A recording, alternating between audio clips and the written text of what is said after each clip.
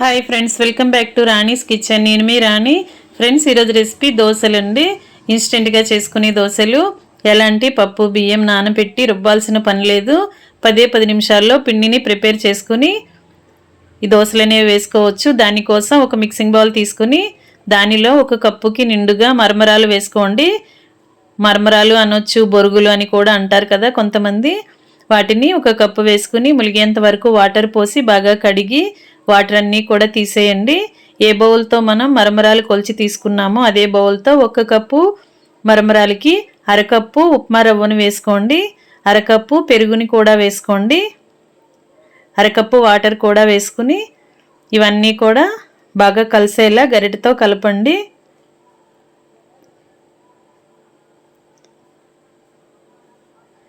ఈ విధంగా గరిటెతో బాగా కలిపిన తర్వాత ఒక 5 నిమిషాలు మూత పెట్టి నానపెడదాం. నానిన తర్వాత చూద్దాం.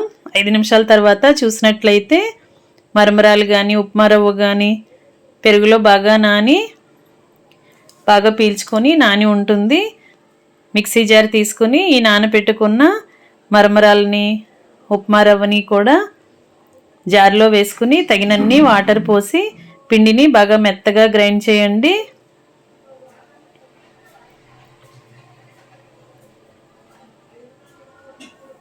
బాగా మెత్తగా గ్రైండ్ అయిన తర్వాత అంతా కూడా ఒక గిన్నెలోకి తీసుకోండి.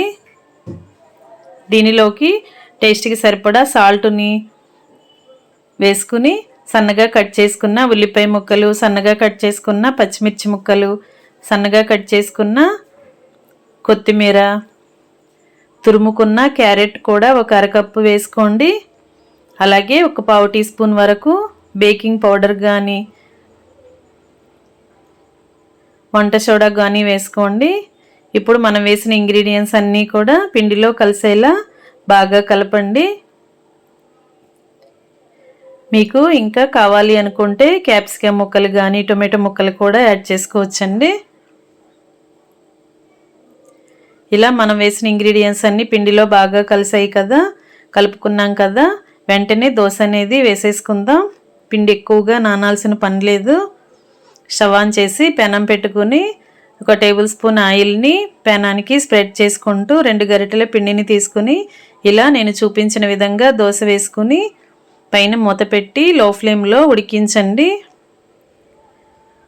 మధ్యలో ఒకసారి మూత తీసుకుని కొంచెంగా ఆయిల్ని దోశ పైన అప్లై చేసి మరొకసారి మూత పెట్టి 1 నిమిషం పాటు ఉడికించినట్లయితే దోశ అంతా కూడా బాగా లోపల వరకు ఉడుకుతుంది.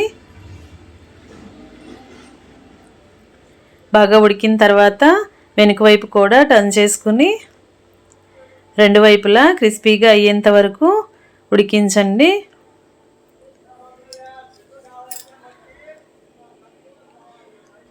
ఈ విధంగా బాగా కాలిన తర్వాత పెనం నుండి తీసేసుకుని ప్లేట్లోకి వేసుకుందాం. ఇదే విధంగా మిగిలిన పిండిని కూడా మనకి కావాల్సినన్ని దోశల్ని వేసుకుని